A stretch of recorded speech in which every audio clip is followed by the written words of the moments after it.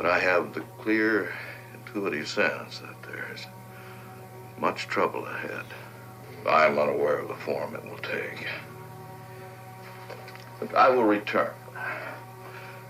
Until that time, I will be in the shadows if you need me.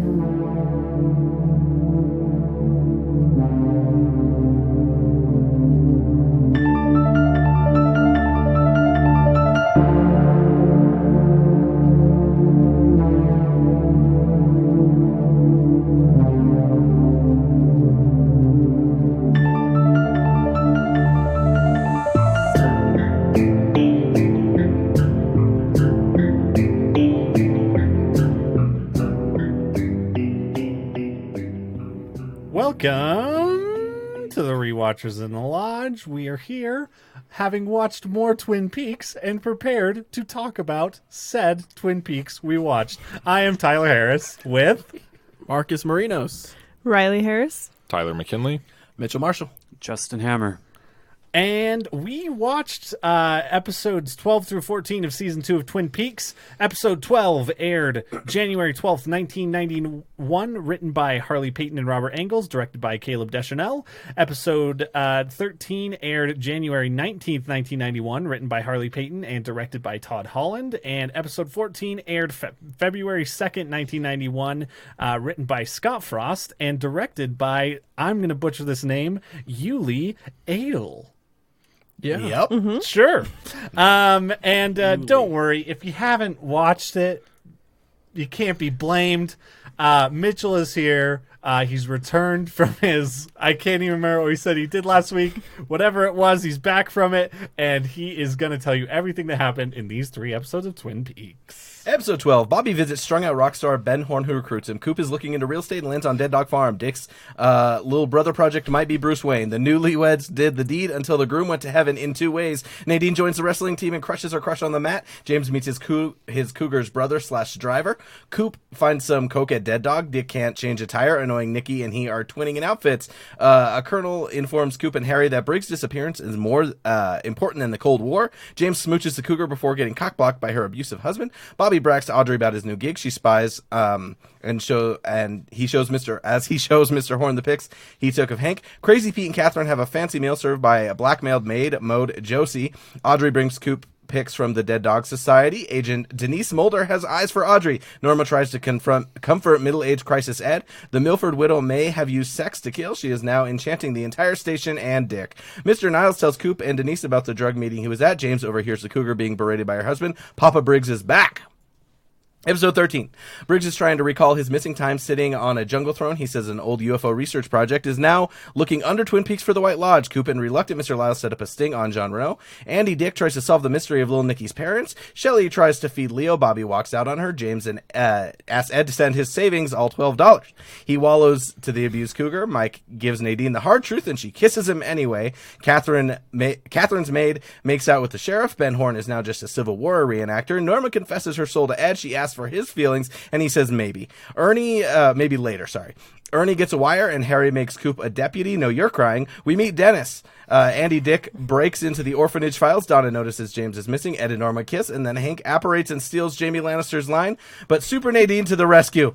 Bobby doesn't want to play Civil War, but Catherine is all about the role play. Cougar's car is now done. She and James get busy on the wheel well, and her creepy brother starts to watch. Ernie gets caught with a wire in a standoff. Cooper trades himself for Denise and Ernie. Turns out the cougar and her brother are the Lannister twins using James.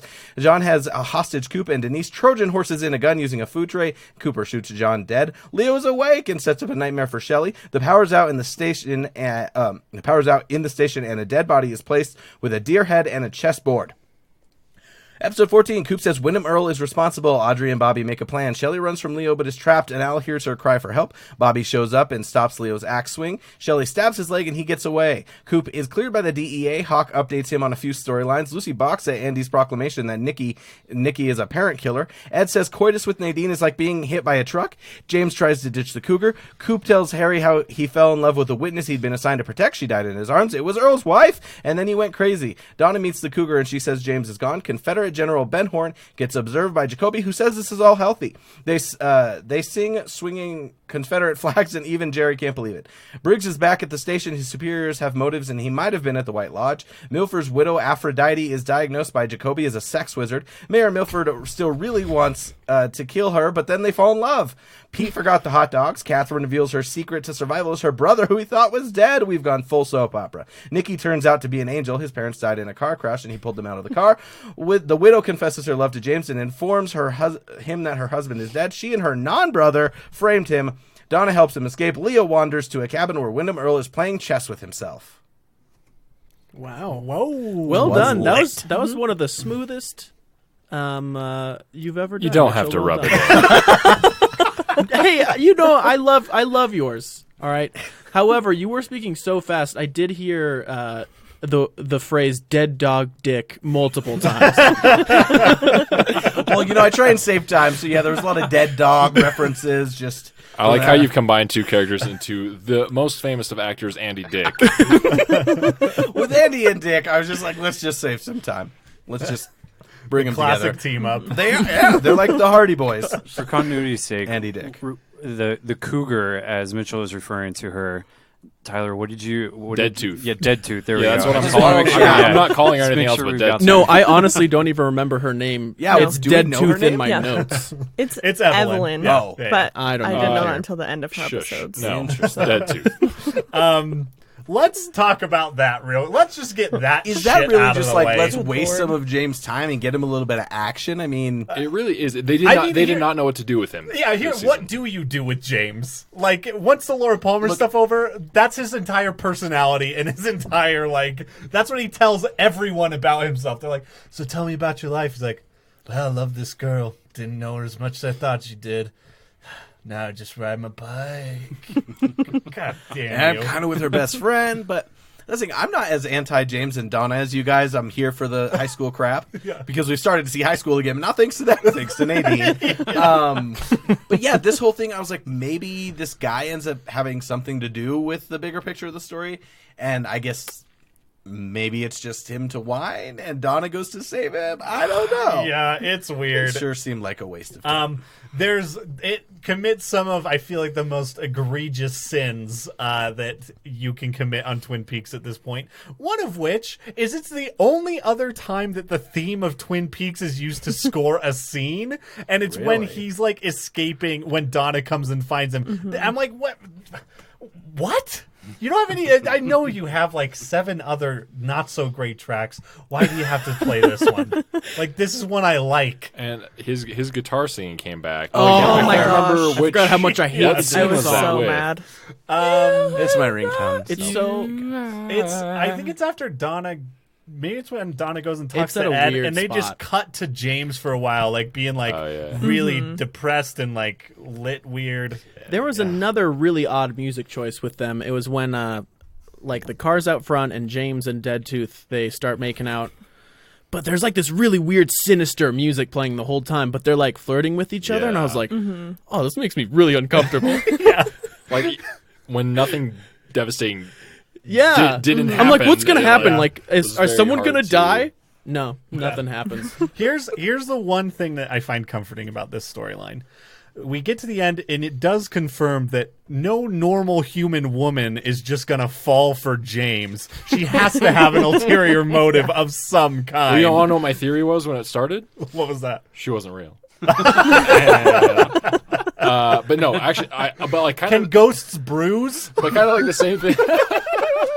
Kind of like the same thing as Audrey. I was like, oh, she's like a succubus, or I was hoping at least. I'm like, that would at least make things more interesting. That she has some sort of supernatural connection, because honestly, that's what that storyline. I mean, it needs a lot of things, but that's the last hanging piece of flesh on a severed limb to keep it intact.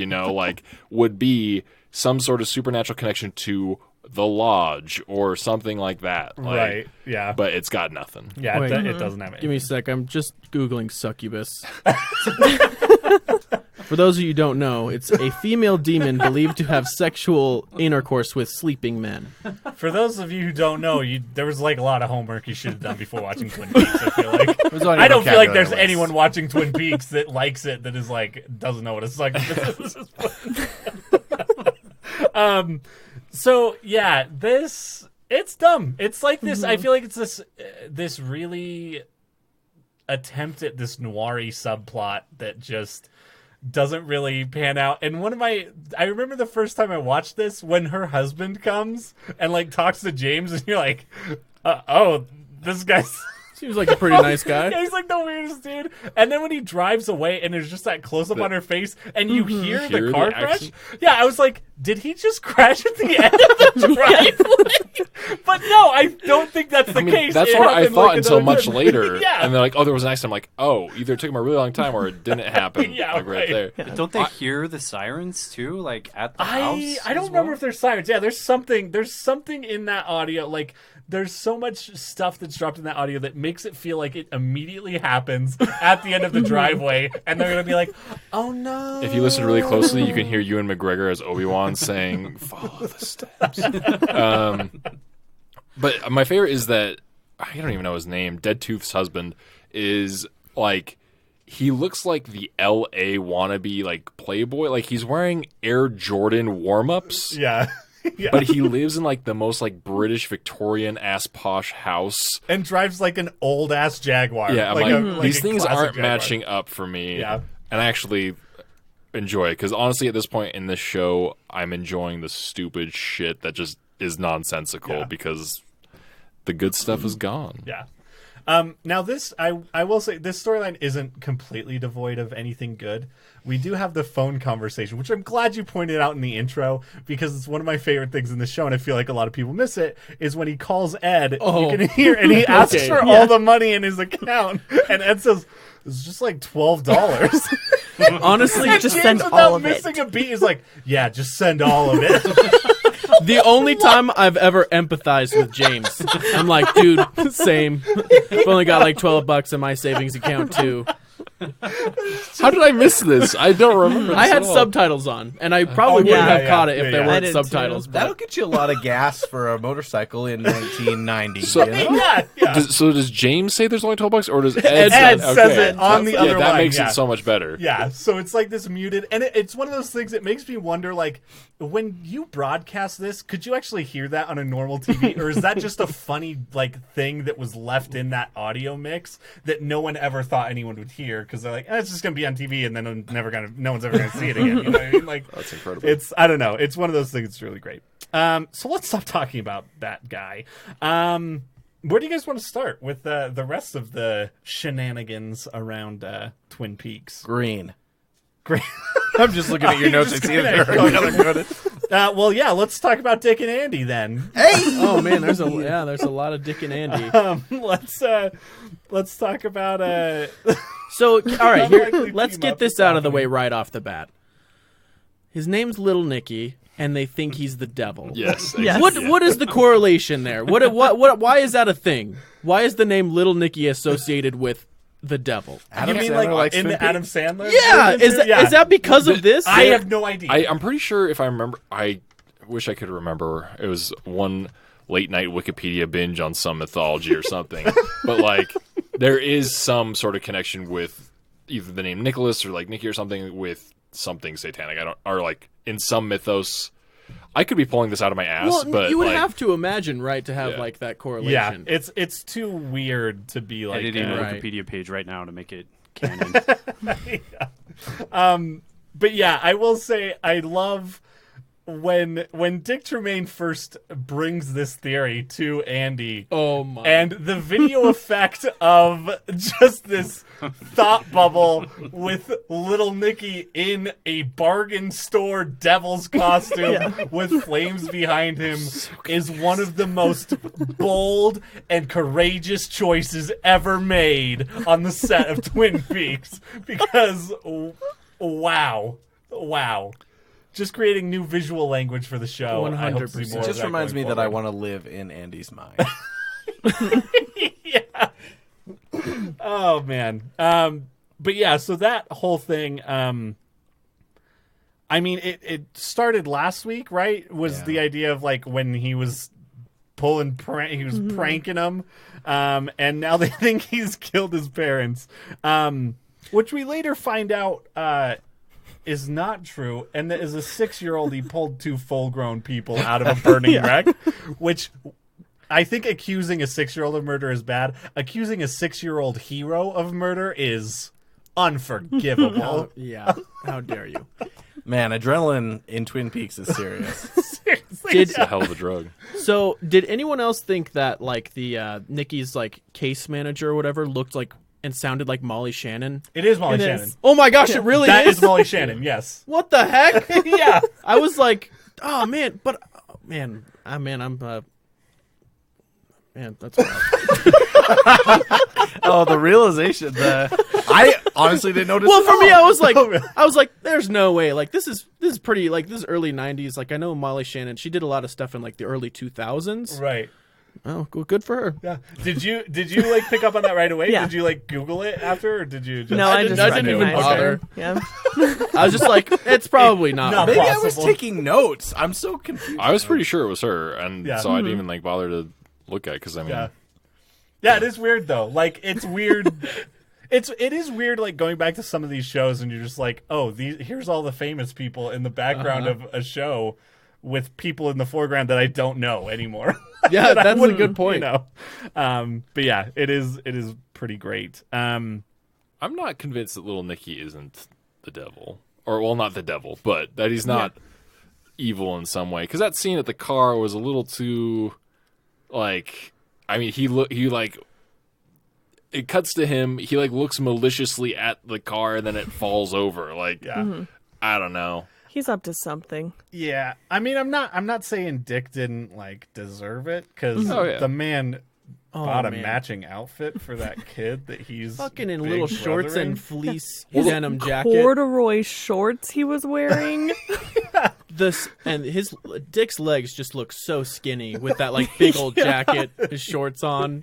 But he's like sets up a little blanket by the car, like he's He's cleaning reading off the his hands. instruction for every individual lug nut. He like takes one off and he's like, "Okay, what next? Oh, there's more. Okay, yeah, I gotta stand all up for right." Dick Tremaine for 1 second. When you're doing something for the first time, Mitchell's sometimes done this. you just don't want to screw it up. And so, if you're just someone who you had AAA, your dad should, you just never had to change a tire. Like, you got to go in the star. Maybe he just didn't. I'm just saying. I just moved into a new place, and I've had to be building things, which is not my forte. I'm not the handiest person. And I've been having to put things together. I had to install this closet thing, and I was like, you know what? This should have taken me like 2 hours. But I had to go back to the instructions every 30 seconds. So, justice for Dick. Well, I wouldn't go that far. Okay, just for his stupidity I will- putting on tire, not for his... Yeah, Like- a case for Dick. Let's call it that. A case for Dick. But yeah, so This sounds like a book written by incels. A case for Dick. Oh man. Yeah. So then the stuff with, I mean, Lucy isn't given a ton to do. She is proving to be the smartest of that trio, which, That's rough. yeah, love her. I really do love every scene that Lucy is in. Yeah, she's she's great. really entertaining. Yeah.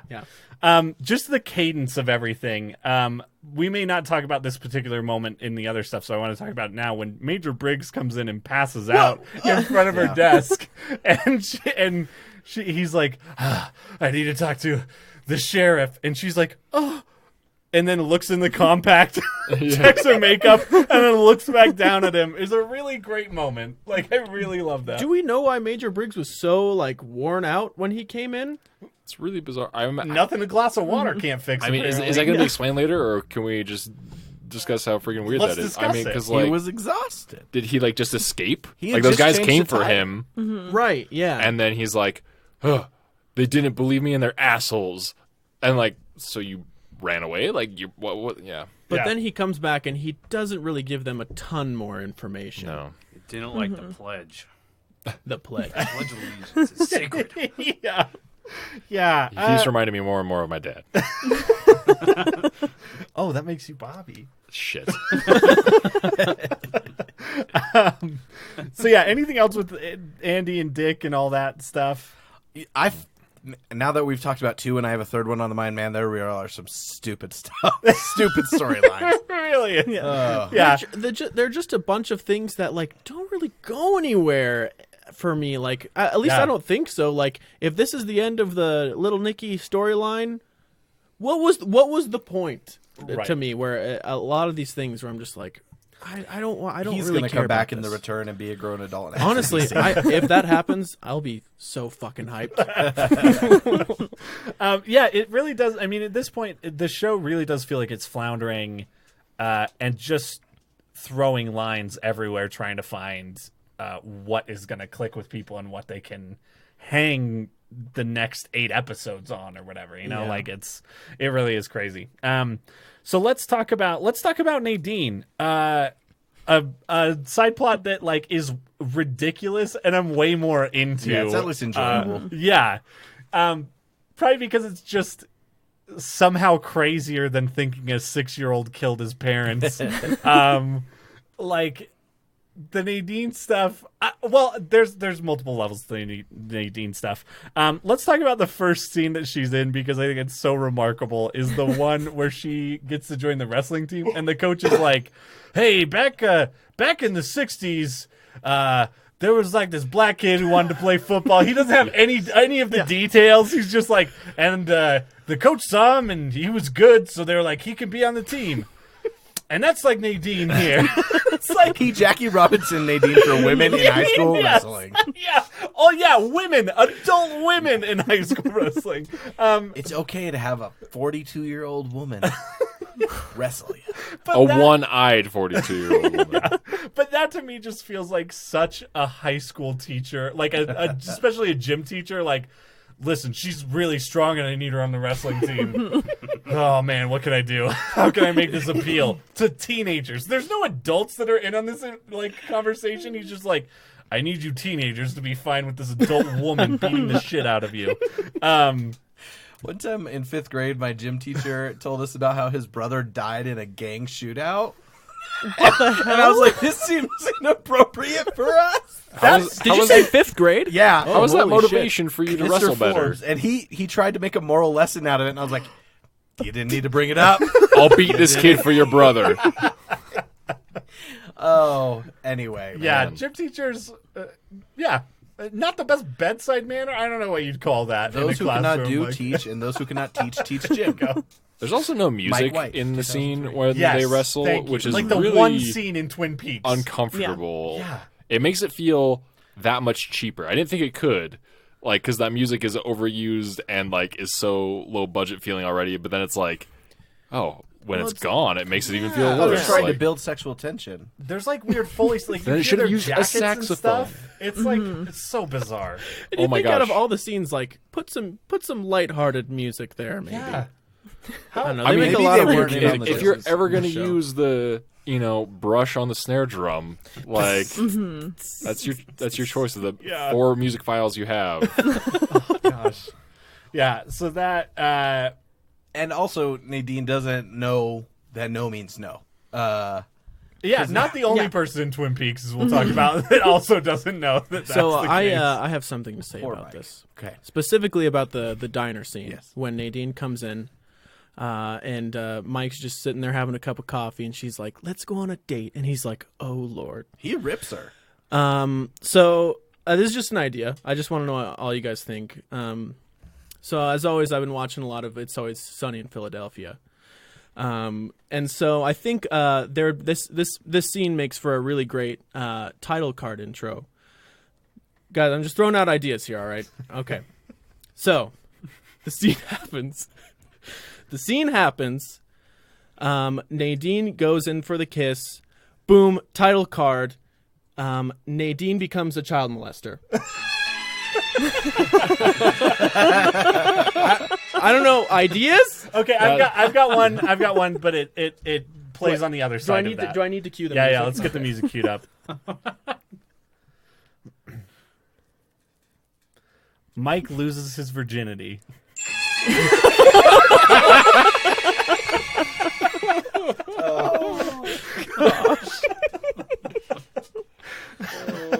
That's really good. Yeah, man. What the hell? I will say there's a scene where Mike goes to Donna and he's like, Donna, Nadine's like all over me. And Donna's like, that's bullshit. When like 2 episodes ago, Nadine came to Donna and was like, I'm all over Mike. Now it's like, it's so, I don't know. Well, if I was in Donna's position, I'd be like, yeah, fuck you, Mike. Even though I'm, me personally, I'm pretty psyched to see Mike. Were they I'm a fan. Yeah, because he's gone for a long time. Were Donna and Mike a thing at the very beginning? Yes, Yeah. in the They were, pilot, okay. yeah. Because he comes up when Donna's talking to Big Ed and he's like, Bobby's in trouble. You're my girlfriend. You're supposed to be there.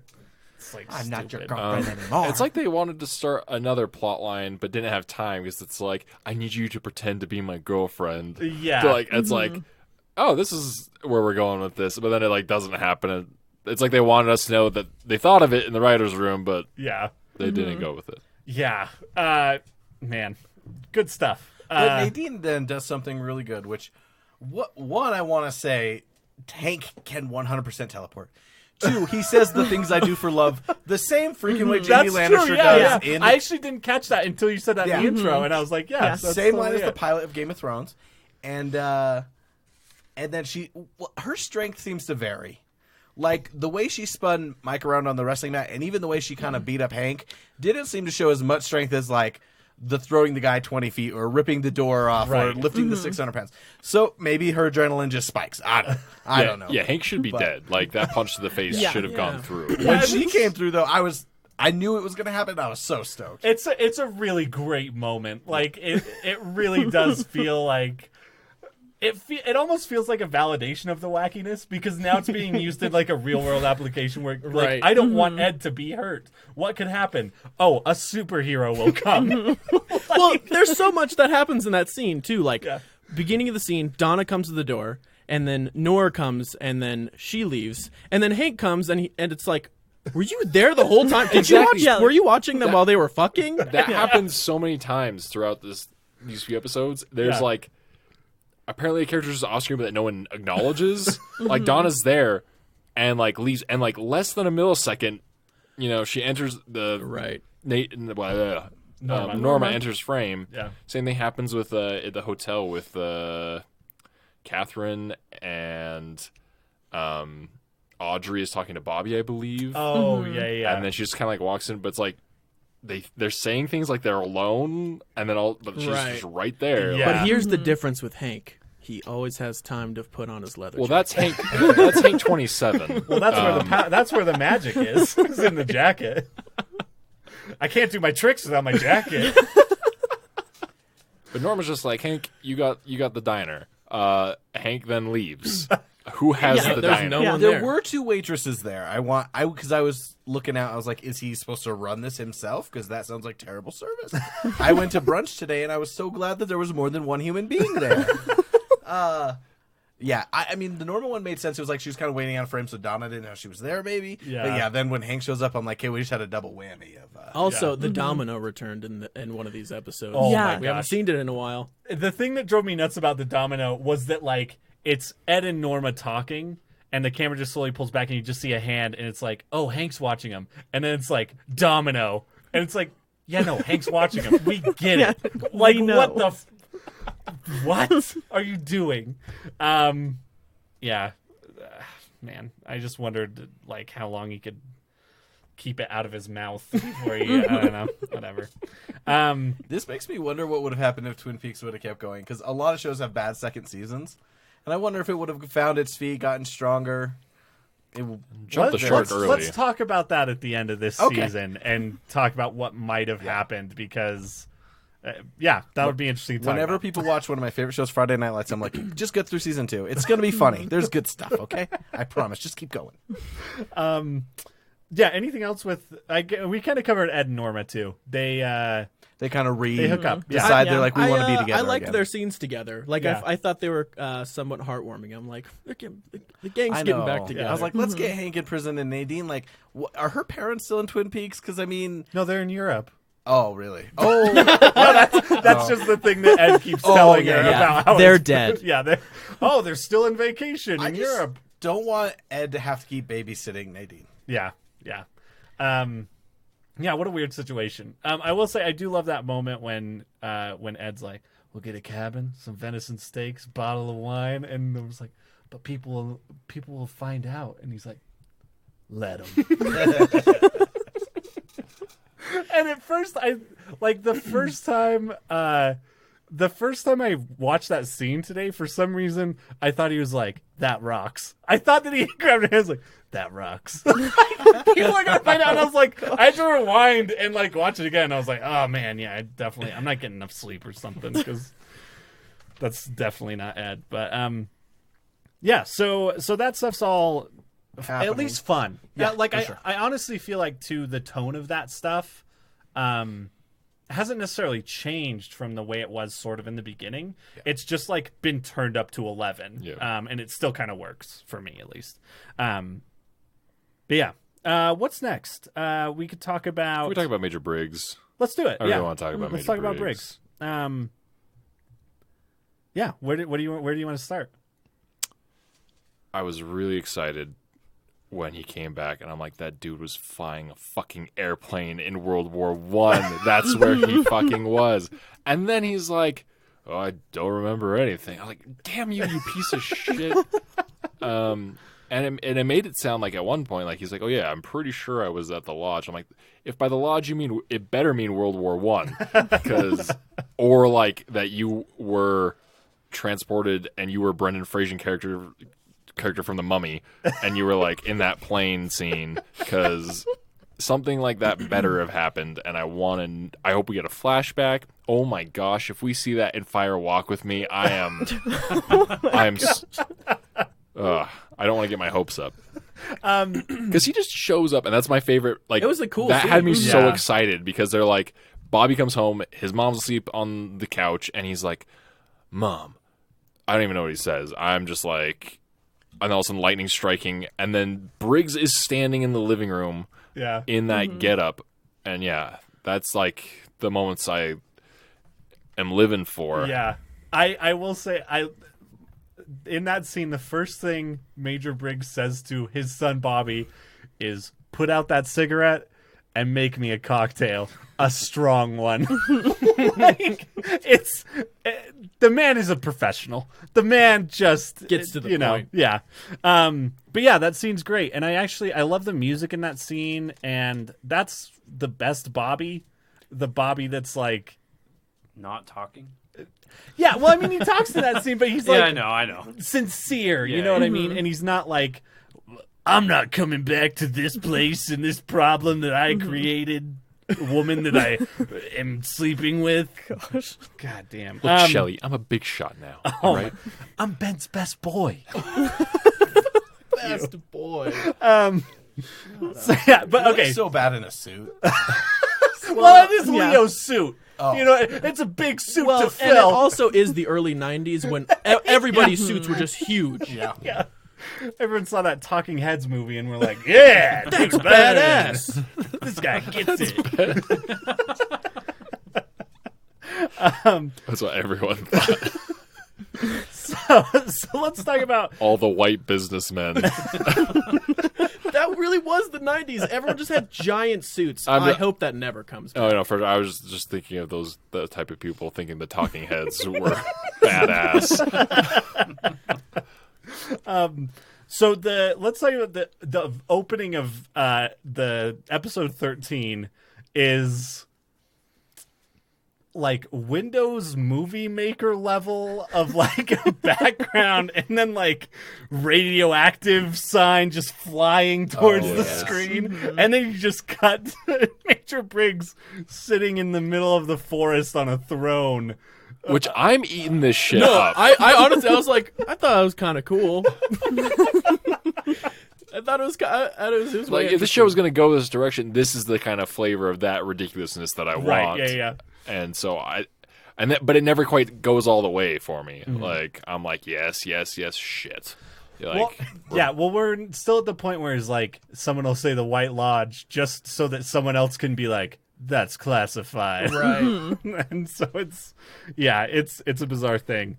But yeah, he does.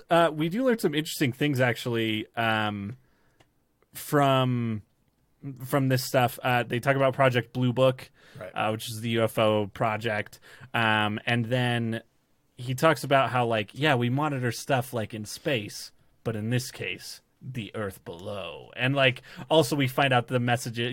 We found out that the messages about Cooper and the owls are coming from the woods. They've turned one of their giant microphones just directly towards the woods, and that's what they're getting. So underground aliens, put Gears of War on the shared universe, please. Okay, Maybe we got it. Tremors. Also, I'm Tremors. thinking definitely Tremors. Yeah. We still don't really know what the owls are yet, right? Aren't they like the carriers? They're for Bob's the halfway parasites? house. Yeah. Sort of, yeah. That's kind of what's insinuated. So are they I on the think. bad side? I Or don't. are they more like sensory type of? I feel like context the with owls them? are neutral, and they're more of a.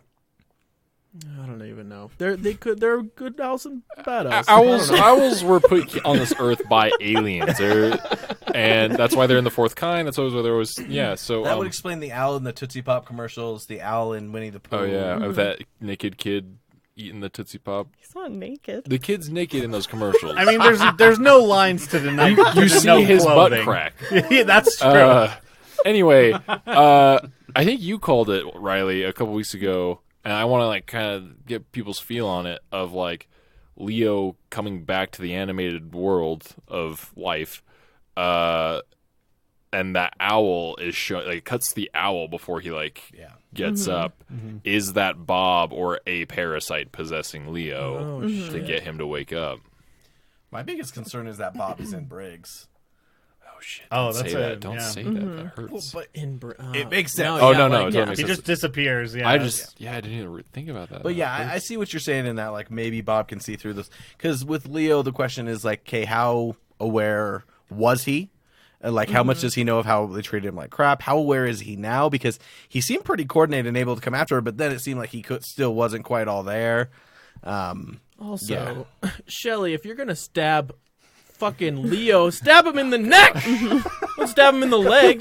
Just get rid of him. Right on his bone too. You just hear this chink. Yeah. as it goes Yeah. into his Yeah. leg. She was trying to sneak It's attack.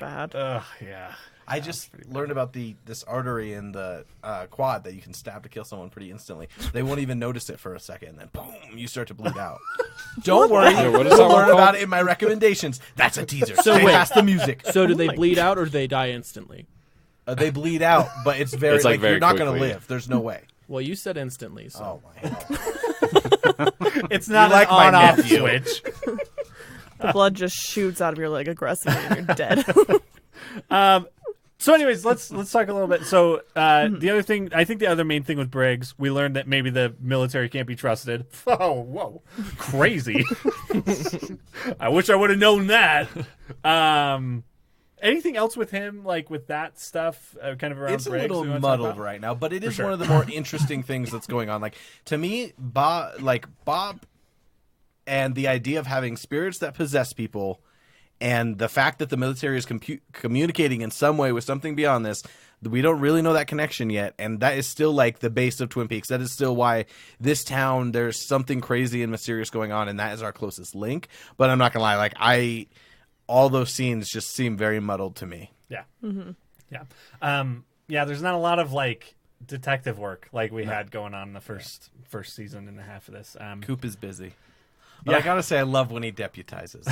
It's really good. You can work for me. I mean, it's kind of a tragedy to see Cooper wearing a flannel shirt. Every time he comes in, I'm like, man. But I feel like I turned on the Red Green show.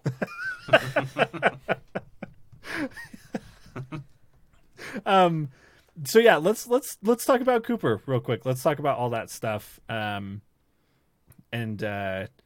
there's some good. There's some stuff happens.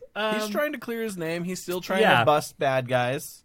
Well, yeah, his scenes in this, I think, were my favorite scenes in the episodes because I felt like Aren't they always, though? I know they really are, but I felt like at least something was kind of moving as far as the story goes. I mean, kind of. We did take a detour with the femme fatale old person serial dater. What's her name? Lana? I have no idea. It's Oh, the I southern forgot. redhead. Oh yeah, let's get this out of the way. That whole plot line Milford is the widow. dumbest. Ah, there we go. The MILF widow. I will say, Right? That's his last name? yes, Making that up? that's Oh. right. Yeah.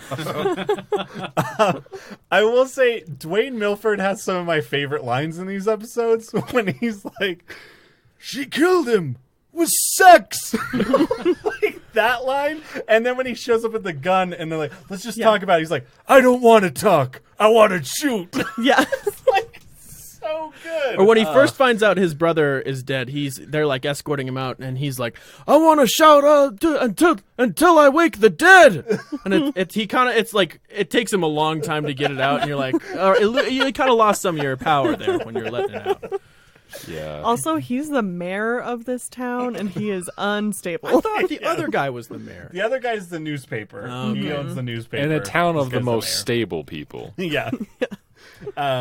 Man. Yeah, and I will say in Reflections, they have a little interview from the actress who plays Lana Milford.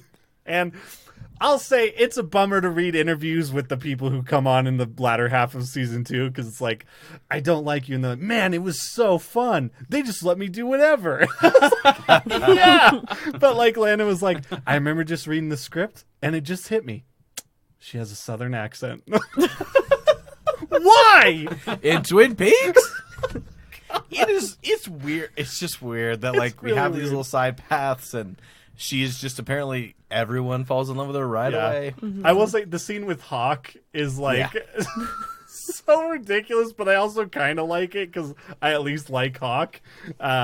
And you never see anything like really comedic with him. Yeah, true. Yeah. True. He's I always mean, it just almost showing feels- up with clues. It almost feels out of character for both him and Cooper of how they treat Yeah. her. yes, 100%. But Cooper does recognize it, and he gets them in Yeah. the room together, and all of a sudden, Which is very Cooperish of Yeah. him to pull that. Then they have a jug of milk that they're pouring each other, you know? Oh wait, it's got Irish cream in it, right? Yeah, whatever is going on there.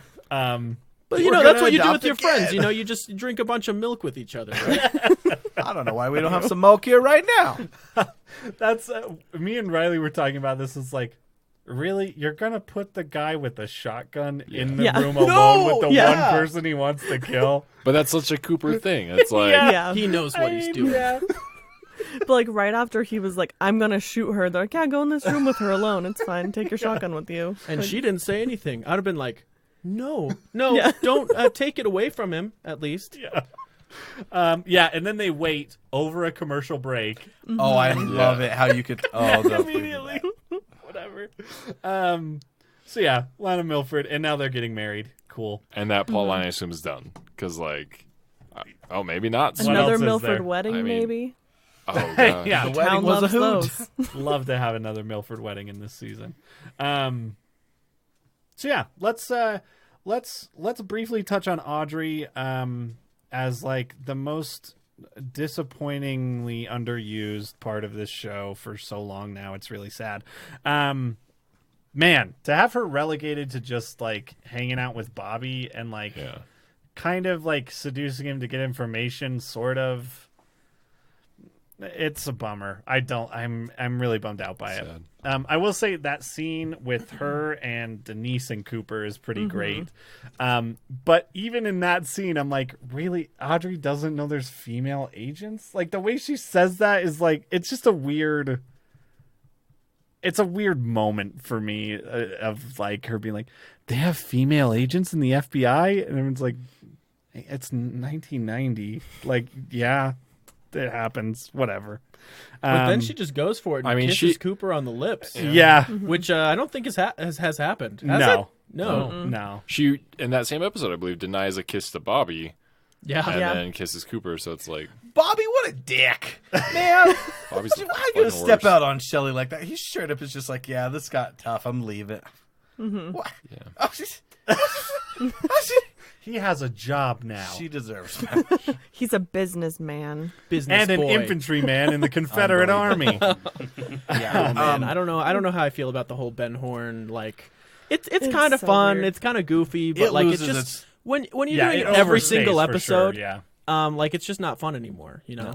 Well, here's my thing, and I doubt this will happen, but I'm like, this could work if Ben Horn is actually making real moves during this time. Like, either he is crazy or he's pretending to be crazy, either one.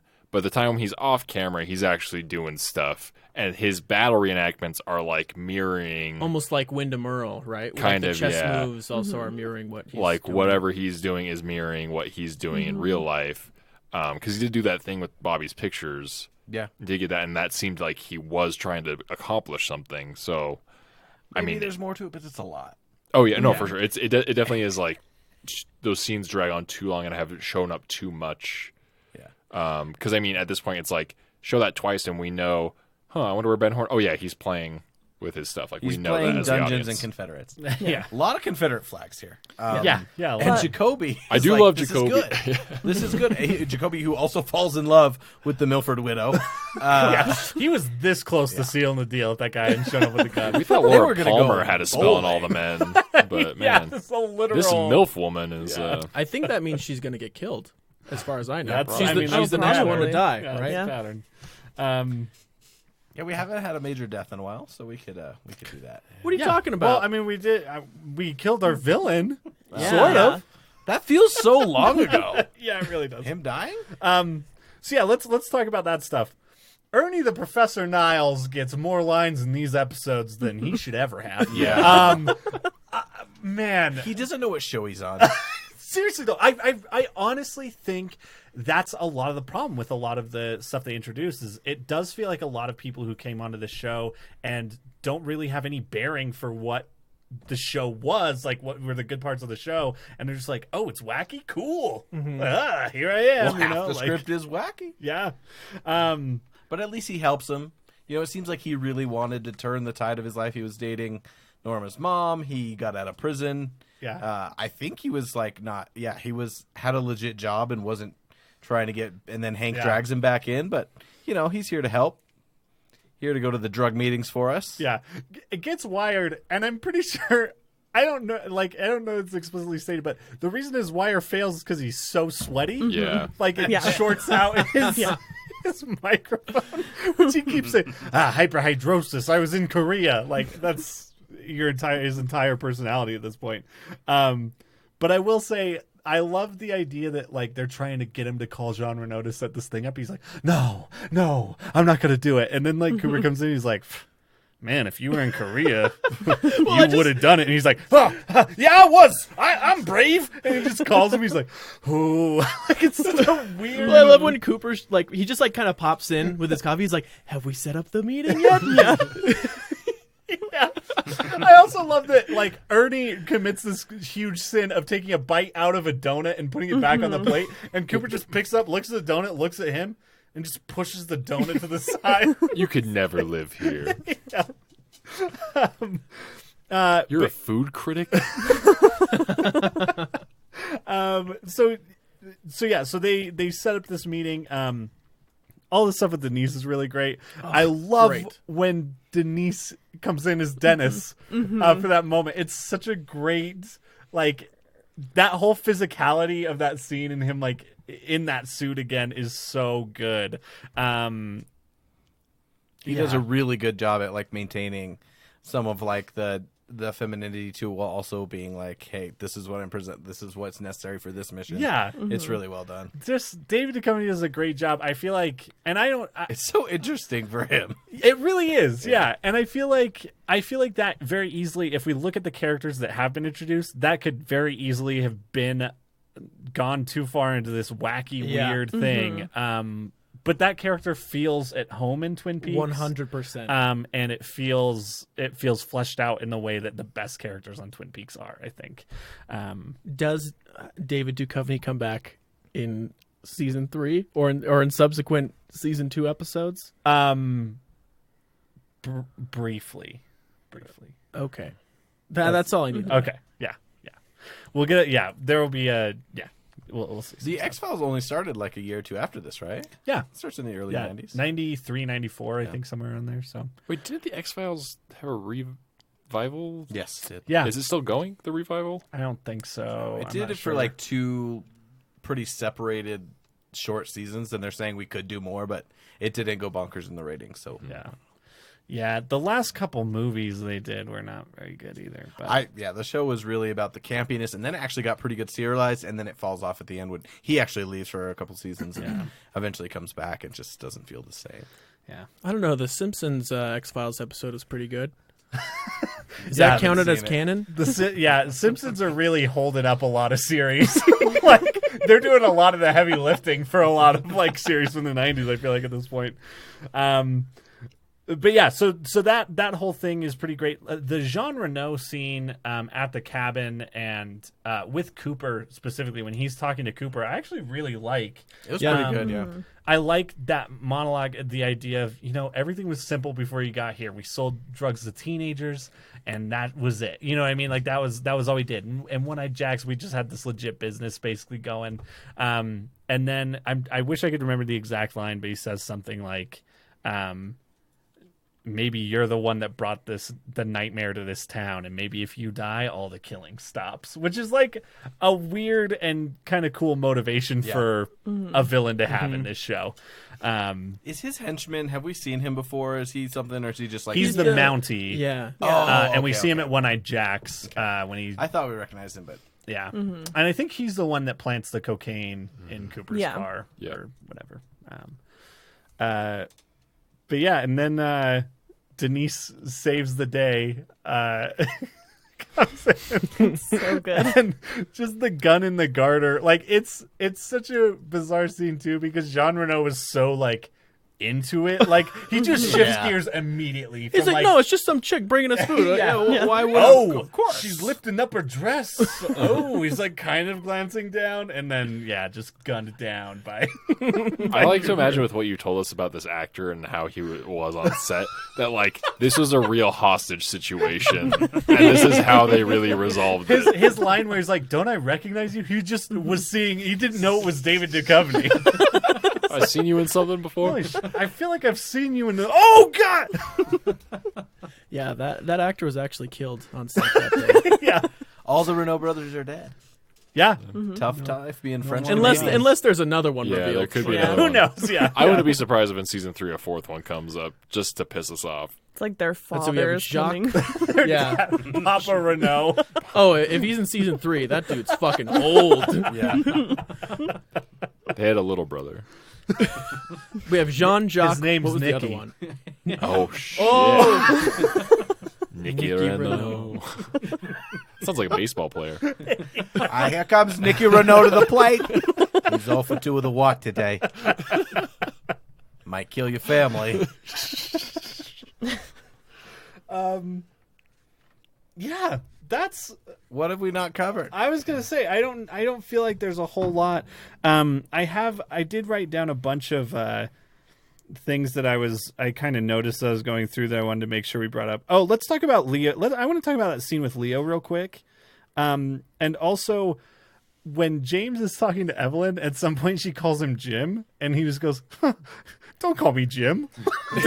Oh, I missed that. That's it. That's the entire line. I thought it was a little more angsty, like, don't call me Jim. Oh, was it that scene where he was smiling a Yes, lot? there's 'Cause a I lot of hated smiling. That. Yeah. It was bad. Yeah, Riley's not a fan of smiling James. No.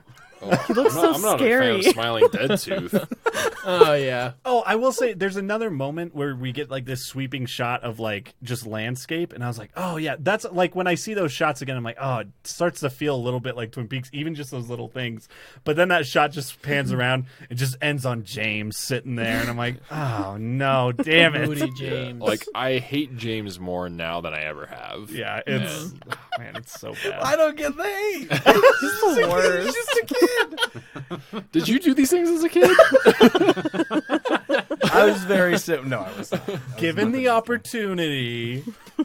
Yeah. I agree. I really like those like sweeping shots of the landscape and stuff. And there's something I noticed today. This is my own like kind of personal theory, just because I love cinematography so much, and I think I don't know. There's a lot of shots that can be very simple that can have a lot of symbolism tied to them. But there's one shot that they show almost every episode, especially because it's in the intro where it shows the Great Northern and then it pans down to The just waterfall. the raging waterfall. It did it more in these recent Yeah. episodes. We haven't seen that a ton as part of transitions, and it's shown up a lot. And it's a pretty cool shot.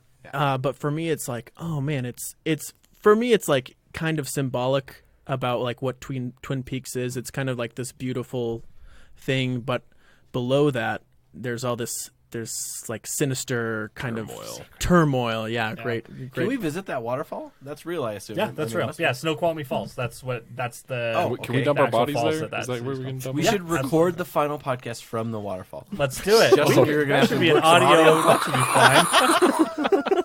It's for 70 minutes straight. Water in the background. Yeah. So yeah, I mean, I think the Leo scene I think is really cool. It's weird, like they make a lot of concessions as far as realism in that, where he's just like disappearing from stuff, and man loves his theatrics. He Mike like Myers placed the falls. clown in his bed. Oh my Cake gosh. on his face. Yeah. He throws like the tomato soup at her. Yeah. Man, there were some spooky parts Oh, though. yeah. Like that first shot where they show him, and it's just like his silhouette, and you're like, oh shit, and then he disappears, and you're like, oh boy. But then they do that like 5 other times, and you're like, I get it. Someone just stabbed someone already. Yeah. Well, the lead up to that too, like the power like going out and that the was record sick. like slowing down. That was and then- cool. Yeah, it was really good. Yeah. I like that stuff. It was a really nice little horror movie. Who directed that one? Oh Props to them. man, I'm trying to remember. I think it was Todd Holland. I can't remember. Tom Holland? What? Todd Holland. Wow, he was Directed by Just Baby a Spider. babe. He wasn't even born yet. no way. I was like 1, I was not alive when this aired. and I'm old. It's true. Yeah, I guess the only other thing. Let's talk about how that Martell stuff's going. I mean, we could. Woof. Oh yeah, I forgot. I Yeah. thought we were gonna skip this. We and, could just pretend it didn't. Yeah. I will say that scene with Truman makes me extremely I- uncomfortable. I just forget I how hate fucking it. horny Truman is all the He- time. Someone get that man laid. Like, I know. man, that's a bad. He's got some bad energy in those situations that I do not like. It's another character breaking moment. It feels like I every agree. scene he has with Yeah. Josie just feels like, oh, the Boy Scout, Truman is now like the rapist Truman. Yeah, it's rough. Sheriff Truman becomes a rapist. Let me get the music. Oh yeah. So she essentially right now is just being blackmailed into being their servant. Pretty much, yeah. But at the same time, like I feel like there's more to it than that because it's Josie and she's always, But who? So wait- At this point, I don't even care. I'm just like, Yeah. just get it over with. So wait, Catherine's brother was Josie's husband, right? Yeah. Yeah. So does Josie know he's alive? No, No. I don't think so. I think the only people that know right now are And he Catherine knows and Josie Pete. wanted him to die so she could inherit the Great Northern. That was Yeah. originally the plan with him and the scorned Chinese businessman he had been working with. I guess, yeah. Alright. Well, and That's a they're web I they're trying don't to care for. use her sexual energy to draw him to Twin Peaks so they can mess him up. Which maybe that's the secret that's hidden in the woods is it just amplifies feminine sexuality because like that's what I'm getting from the last like the latter half of the season is like all these women are just they can get They whatever really they get us want. going. Yeah, like it's Except what for poor is going Audrey. on? I gotta tell you guys, I did some important research for a podcast. I looked on fanfiction.net, see how many Twin Peaks fanfictions were on there. It's only 197. And like that's pretty low. There's a ton with like 10,000 or more, and then you get Harry Potter and Twilight. But the majority of them seem to be Cooper and Audrey. Fair enough. I mean, what else would they be? The log and You make Jacoby? fanfiction for the things you couldn't have. I mean, that's going to be there now. I'm going to do that I this would read week. that. Well, I'm just trying to drive traffic to my fiction. Oh, can we? At the end of this, can we write our own? Let's do it. With a botnik bot, maybe? Botrotic fiction. Wait, let's take an erotic fiction section of a threesome and then mix it with Twin Peaks scenes, including Jacoby and the log lady, and see what we get between the log, Jacoby, the log lady, with the erotic botnik story. Oh my gosh. Yeah, we're doing And then that we're gonna for act sure. it out on air. That'll be our Patreon. That's going to be our First thing on first our ever Patreon. YouTube video. Splinters in the ass. Jesus. Got burnt? Okay. All right. Well, that's about it for Wow. this. Wait, we got to talk Oh. about Leo's the very end guy. Oh yeah, let's talk about. I totally Windom forgot. Earl. Thank you. Windom Earl. Windom Earl, yes. Which I'm not all on board with this yet. So Like, I don't see it paying off. So the thing that we didn't talk about with Cooper too is Cooper reveals that the woman that died in his under his custody essentially was Windom Earl's Who he had wife. also fallen in love. Banged fallen in love with also. his wife. Yeah. He and Windom Earl were together protecting Windom Earl's wife as a witness protection thing. Why would conflict of interest? And he falls in love with her. She dies in his arms, and it may have been Windom Earl who committed the crime they were protecting her from and killed her. Yeah. But Right. the crime she witnessed was Windom Earl killing another person, and she didn't know. Yeah, that I sure. I don't know. It's weird. It doesn't make a lot of sense. But that's where we're at in Twin Peaks. I thought it was. For me, I heard that and I was like, oh, I hope we get more information on that later because that could be really interesting. They also showed that like double exposure of supposedly the woman, Windom Earl's wife, like with her hair blowing in the wind. The same way that Andy saw Nikki in the devil's costume, Cooper saw the woman he loved when he talked about her. So I thought it was interesting, like, because you get a little more of a humanity from Cooper. Like, Yeah. you get more of some backstory when, It builds a little more duality. Like Yeah. there is some darkness there. exactly. Yeah, and for then sure. Wyndham is finally revealed. Yeah. And what is Staying in that? a cabin? I recognize the actor. What else is he in? Oh, I honestly have no idea. Let me look him up real quick. So far, we just know Wyndham seemed to have killed this person, turned off the lights in the station, planted them there, and put a chessboard with a chess move, and he is ready to mess with Cooper. This seems to be a fairly personal attack on Cooper, but this guy is a murderer, and seems to be he escaped from an insane asylum, I believe, or some sort of treatment center. Yeah. So that's where we're at with my guy Wyndham. Well, he's also very theatrical, so I'm excited to see Leo and Wyndham joining forces. He was playing a flute when Leo walked in. It's gonna be a musical. Also, the actor's choice. There are. Oh my. That's incredible. In the coming weeks, I am bringing reflections back because I'm going to read you some of his own words describing. He's like, it was fucking great. We just got to do this cool shit. And he was like, because you're going to see the way Windom Earl operates in the town is insane. And it's all the actor's idea. And no one to pull the reins on that shit. Which the way you make it sound, it seems disappointing because there's a huge buildup, and you're like, this guy is so mysterious. Cooper is like fearful of him. He has that whole like spiel where he's like, Windom Earl's brain is like a diamond. It's what does he say? I don't even know. It's like multifaceted or something. It's hard, Cold and brilliant. brilliant. Yeah. Right. And I was like, fuck, this guy is fucking cool. And like now I'm like worried he's just gonna be some crazy ass guy. I don't know. We'll see. We'll see. I mean We'll see. to be fair, that does sound like a hell of a good time. Yeah, I mean, to be on some set. Of, some of this stuff Yeah. works. I feel like when they do find the body, like that's actually kind of a cool thing. Like there's some like graphicness to that violence that we haven't seen from Twin Peaks in a while. That like I feel like that's kind of a part of Twin Peaks too. Is like, like that violence, and that's not really present right now. And so finding that body and like pulling the tape off his mouth, and there's like that piece in there, and like. It was his fingers oddly pointing refreshing. At the thing. Yeah, it's at least kind of interesting in that way. So that actor, he is. Let me go back to what he's known for because this is a long list of.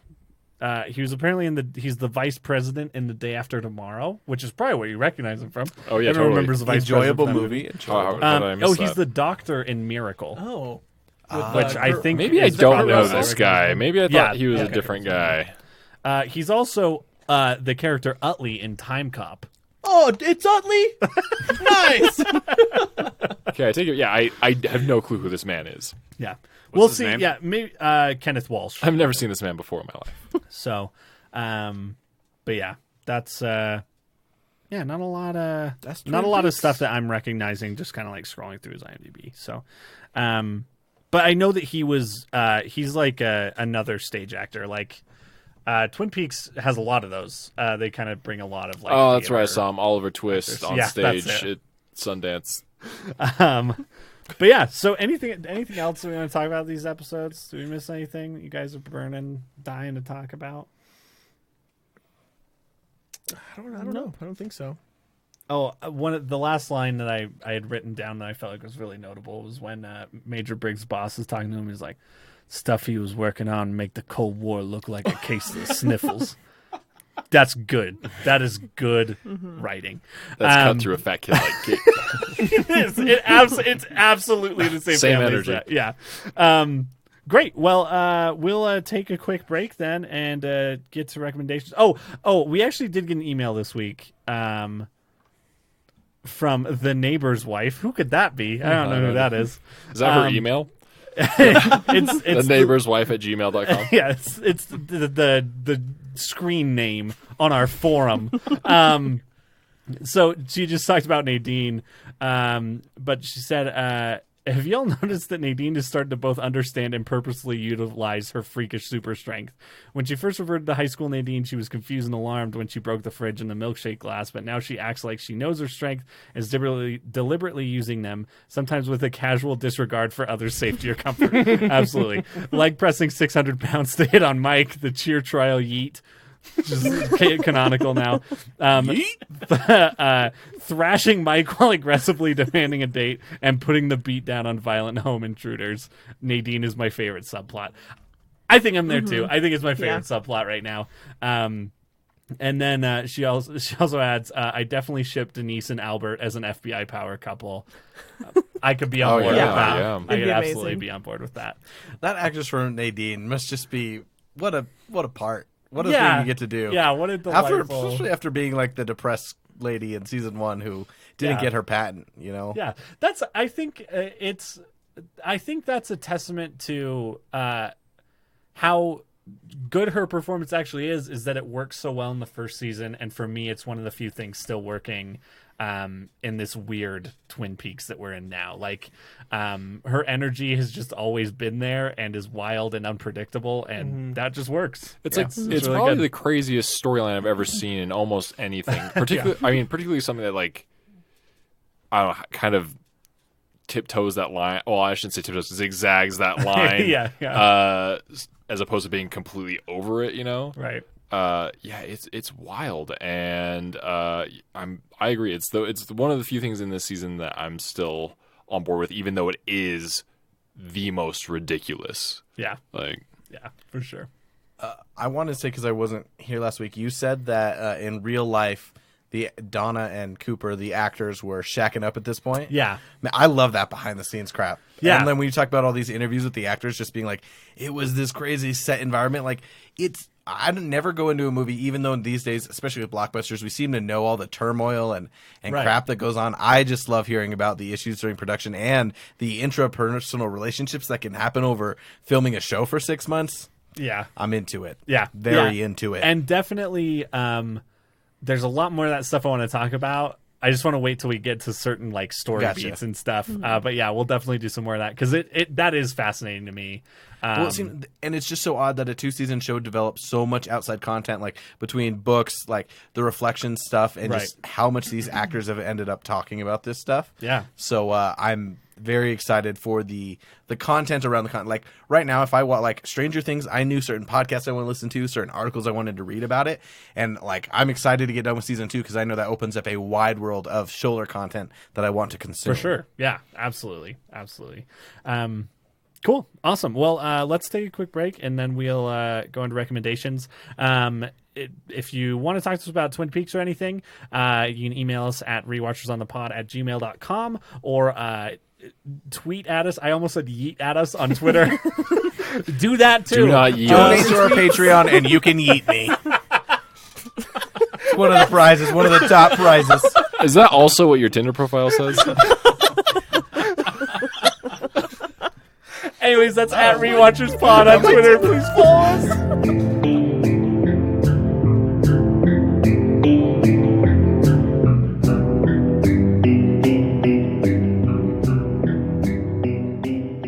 Welcome back from music. That's what they were listening to right before this. Yeah. We didn't hear it, but you're hearing it.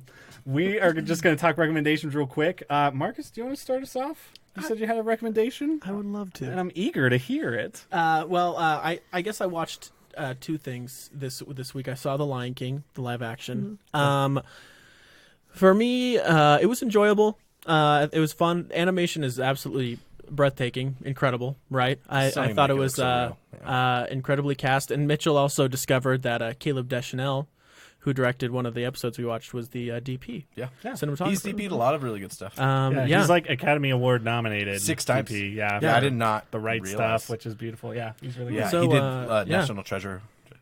Oh, hell yeah. I wanted to make sure because we're talking about like the prestige. He won that one. He won the Yeah, Academy it's Award. an for that Academy one, Award winning film. Thank goodness for Nick Cage. He goes National Treasure, then Mandy for me and his. They're a double feature I recommend. Oh, very good. Yeah, lots of crossover. Sorry, go ahead. Lion King. No, yeah, I thought that was a Very little fun good. fact because I don't think I would have. I wasn't really looking at the production of this. Oh, I heard it in a podcast and I was like, oh, that's a name I know now. And I've been watching some New Girl, so that's his daughter. Deschanel's on the mind. Well, we know how you feel about sorry. the Deschanels. I'm In making fact, this go it so makes much us a little longer than it needs uncomfortable. to be. I'm sorry. But as far as the film goes, like I thought it was fun. For me, as soon as the movie ended, I was like, was there really anybody asking for this?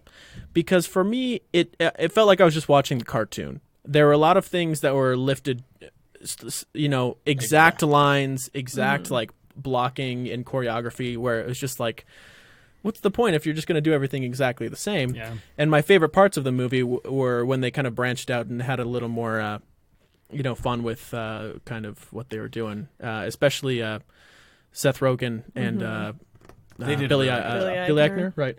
Yeah. So that was pretty fun. And then last night I saw a late night showing of Akira at the Tower Theater, Salt Lake. And I was absolutely blown away. Three separate people independently have told me about that movie this week, and I also read about how Taika Waititi is going to be directing a live action movie. I haven't really watched any anime. I just have never really been kind of drawn to that genre. But this it blew me away. My expectations were blown out of the water. It was one of those things where I immediately wanted to watch it again. Beautiful animation, great story, super intriguing. I feel like if you're not really into that sort of genre of anime, go watch this, and maybe that'll change your mind. But super great, yeah. Cool. Yeah, it's a good time to watch it too. That's a good late night movie, I think. And everyone there was super enthusiastic. Maybe that's why I didn't yeah. like it. I watched it in the middle of the day. Oh, you weren't a fan? Yeah. I mean, it Our was. resident anime expert. I know, right? I've talked more about anime on this show than I have ever in my life. Yeah, I mean, because I was an animation student, and so during my history of animation class, we had a section on Japanese animation. So I went to the library and just rented a whole bunch of the classics, so to speak, and that was one of them. And for how hyped it was, I was like, man, this is not doing it for me. But I imagine especially someone like you could respect it from an animation standpoint alone. yeah, Because as I remember one of my friends telling me they use almost twice the amount of frames as a normal animated movie would at the time, just because of how dense everything is, and it was but it was a good time. Yeah. Cool. Yeah. Cool. Riley, did you have anything you wanted to recommend? I know you saw Lion King too, right? I did see Lion King. It was pretty great.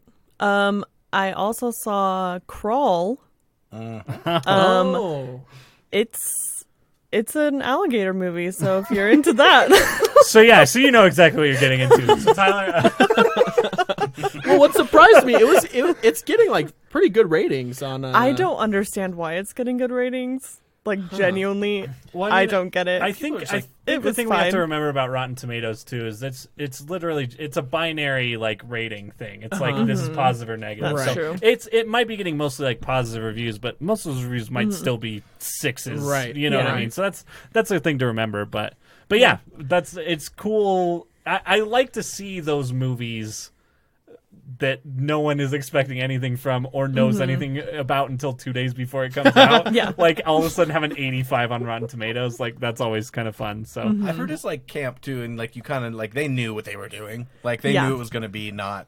Oh yeah, Great. You see a ton of people get eaten by gators. Wait, so is You it like see- Sharknado level B movie, the Meg B movie, or like early Fast and the Furious B? I guess latter Fast and the Furious. Oh, B don't. movie. Oh, I We're haven't not seen getting two of that those discussion. categories, so I guess that's it's not reverse. like Actually. Sorry, Sharknado. It's like- those are up top. No, it's probably about like the Meg.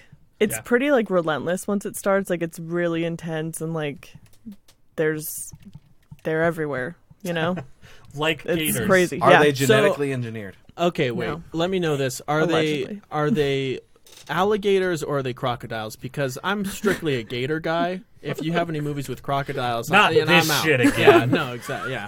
I think they're just alligators, but I couldn't tell you the difference between the two, so they could be intermixed. I think it's like a tooth thing, and I'm not gonna stare at their mouth long enough to figure out what they are. Fair enough. Fair enough. But yeah, if you want to just watch something that's really intense and pretty funny, Cool. you can go see Crawl. I almost saw that at a drive-in double feature with Midsommar. Oh wow. Oh That gosh, would have been crazy. that's It's a at the weird. Redwood Drive Theater. I think they should figure too scary. We're gonna put Yeah. together. Right. But I Oh. decided I still can't watch Midsommar until I get back from Sweden, just in case. Yeah, this way you won't know until it's too late. Go ahead. Tyler, did you have anything? The only thing I watched this week was Grand Budapest Hotel. I rewatched that's that. a good movie. Fucking And- the best. Justin, have you seen it yet? I haven't watched it yet. And everyone else at this table has seen it, right? Yeah. Okay, fucking watch it. Right. It's I mean, we talked a little bit about it last week, and that's what made me want to watch it again. Man, it's peak Wes Anderson. It's hilarious. It's super quirky, but is also his strongest structurally. I feel like, Yeah. as And well. emotionally. Yeah, a gut punch at the end, and like, I don't know. I think I feel it more now that I'm married. That gut punch at the end, but like even before I was married, that was like a huge emotional impact on me watching that film. So, if you haven't seen Grand Budapest Hotel or you don't know who Wes Anderson is, it's a good one to start with. I think Yeah. it's really really good. Even for me, even if you're not a Wes Anderson fan, such a great film. It's in my top 5 films of all time. Really? Yeah, Wow. it was my number 1 for a long time. Love Grand Budapest. So I was doing a lot of projects and moving and stuff this week, so I had to watch something that I didn't have to look at. So I went through like 2.5 seasons of Comedians in Cars Getting Coffee, which is really fun. And I'm glad I could watch that passively because it wasn't really engaging, but like I just like hearing that. And I think Jerry, it's interesting to see who not opens up, but the way they communicate with Jerry and how much they're willing to really say. And like, I don't think I've ever heard Kate McKinnon in an interview actually be interesting or not just be there for a shtick. And she doesn't most of the time, but a little bit there, you get a little bit more of it. So that was really fun.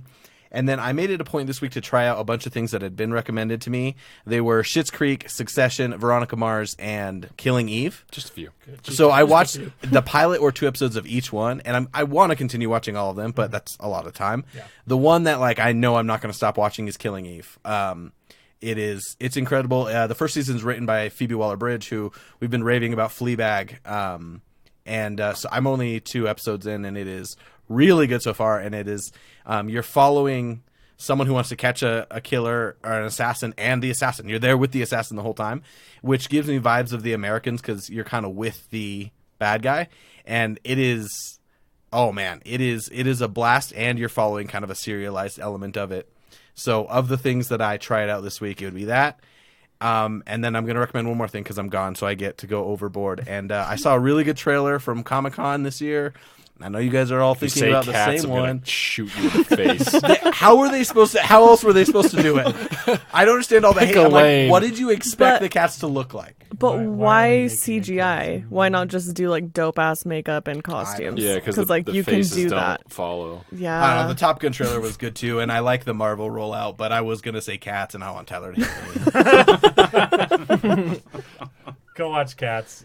Go watch the old Cats, and then decide if you ever want to see I anything honestly Cats have related again. no idea anything about Cats except for it was a long-running Broadway musical and All Alone in the Moonlight. I don't know what the story is. I've had that song stuck in my head for this whole fucking week, and Jennifer Hudson's creepy cat mismatched Just face. FYI, that song is called Memory. Yeah. Idiot. Okay, but I'm just saying the part I know. The little girl in School of Rock sings it. Yeah, Yeah. she does. Which that's what I hear when I hear that song. Is the memory all alone in the moonlight. Have you guys seen those memes though, where they just change every cat's face to Ron Swanson? Oh yeah, it's That's gold. the best part. Oh, okay. Yeah, good meme material. Thanks for the recommendation for meme material. Justin, do you have anything you want to recommend or talk about? So I need clarification because I can't remember if I've talked about it on the podcast or not. Did I talk about Ballad of Buster Scruggs on the podcast? No, we talked about it. We last talked night. it. Yeah. Okay, But yeah, so you haven't talked about it. Tyler and I talked about this a little bit last night, but I am a total sucker for Coen Brothers. I know that some people don't like Coen Brothers because they feel like the Coen Brothers are just like making fun of you while you're watching their movies the whole time. I love it so much. It's great. So yeah, Ballad of Buster Scruggs I watched not too long ago. And yeah, it's Coen Brothers is fantastic. The short vignette setting that is that movie I think is great. Yeah. You get just little pieces of each little contained story, and each one has its own sort of emotional feeling to it. I know it's been out for a long time, but that's kind of how I watch movies. Which was your favorite vignette? Ooh. I love the opening vignette. That's really That's that's It's a got hard like question. everything Yeah. in it. Like it feels like a good encapsulation of what that entire movie is emotionally and tonally, and it's so great. What was your least favorite? Because I might be able to guess. My least favorite? Yeah. Because I have a I'm least trying to favorite. remember them all.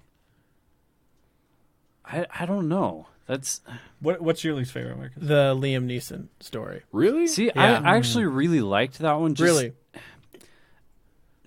I don't know. Like I loved each story that was told. Like just from a storytelling perspective, like there's not like satisfaction that comes from each of those stories, and obviously, and the Liam Neeson story, like the way it ends, like you're thinking like, oh, it's not going to happen. They're not doing it, and then it happens, and that's just how it ends. And you get the storybook turning the page onto the next vignette, and it's like, okay, I don't have any time to process what I just watched, but Yeah. that was pretty interesting. That one in particular is really good at storytelling nonverbal storytelling. Yeah. Very, very good at that. I mean, they're very good at that in general. Yep. Yeah. But that is like, I think the best one out of those that does that. Mm-hmm. Yeah, man, Coen Brothers, I think we've talked about it before. They just hate their characters. Yeah. It feels like, and they treat them like shit. I mean, I think that's a reason that a lot of people don't like them. But I think too, I don't know. I tend to think that there's still a lot of love there. There's like a hope there. Yeah. The idea that they can go through all this shit, but there's still maybe a chance. You know what I mean? Yeah. And I think particularly like the movie I think of too that I think the Coen Brothers do show a lot of compassion for a character is Inside Llewyn Davis. I feel like has a lot of that. But yeah, it's they're kind of brutal in a way. Yeah, but it yeah, can be they're great. stressful experience to watch Coen Brothers For film. sure. Yeah. And then you watch Big Lebowski, and it's just like, man, Yeah. fucking everything's great. Yeah, that's great. Anything else that you wanted to talk about? No, I don't Cool. think so. Okay. Yeah, Ballad of Buster Scruggs is really great, and it's on Netflix. It's probably like the best movie Netflix has made. I'll say I that, agree. like that they've produced. Is a Serious Man still on Netflix? I don't know. Have you seen that? It's great. I think it is because I think I added it to my list, but I haven't watched it yet. Brush up on your Hebrew lore before you Really? watch it. Yeah. 'Cause that- Okay. It's very good. Because I like had to do that after. I was like, oh. I think Burn After Reading is on Netflix. It is. My wife and I we talked about this a little bit too. Like, there's a shot in that movie. I'm not going to spoil it because it's so powerful. But a shot in that movie with Brad Pitt and George Clooney that is just like one of my favorite things that I've ever seen done. It's just fantastic. It's wonderful. Oh man, talk about hating characters. So my recommendation. So the Emmy nominations came out this week. My recommendation: look at the outstanding actress in a comedy series, and every show on that list is worth watching. Particularly Fleabag. I can't speak for Veep. I did about a season of Veep. It didn't click with me. I don't like it that much. But every other show on there is really great. And then I want to bring up two shows that I feel like could have been and should have been nominated. A show that I'm kind of rewatching that just ended this year called You're the Worst. It was on FX, and it's kind of an anti-romantic comedy. It does a lot of the romantic comedy tropes, but it's got this very meta perspective, and it comments on the romantic comedy genre and also TV as a genre in ways that are really smart and clever. It's a show about really gross, vile people that are just trying their best, and it's really good while still being kind of a more traditional sitcom. The other one I want to recommend and that I try to show everyone any chance I get is a Netflix show called I Think You Should Leave, which is a sketch comedy show that Tim Robinson did. It is incredible. It's an insane show. The episodes are only 15 minutes long because I feel like you might die if you watched more than 15 minutes straight. But also I've done that and I'm okay for now. I don't know. We'll see. Are you? I mean, debatable. But it's one of the best sketch comedy shows. Like, just the most consistently good sketches I've seen on a sketch comedy show, probably since Key and Peele. Because that's just a genre of show that is very hit and miss. Within 2 minutes, you can go from just laughter to thinking you're watching the dumbest shit. But that show is incredible and it's very good. And it's just picked up for a second season, so there'll be more of it. So, but yeah, those are my recommendations for the week. Fleabag. Just fucking watch Fleabag. If you have 3 hours that you're like, what is the most useful? If you have 3 hours to live, I want you to go get your favorite meal and sit down and watch season 2 of Fleabag. Yeah. And then you can die and it's okay. Don't say goodbye to your family. Don't talk to your loved ones. You can post on your wall if you want, okay, Yeah, Marcus? that's- But more, do you want to be fulfilled or do you want your family to get a goodbye? Like, you're going to die either way. You're right.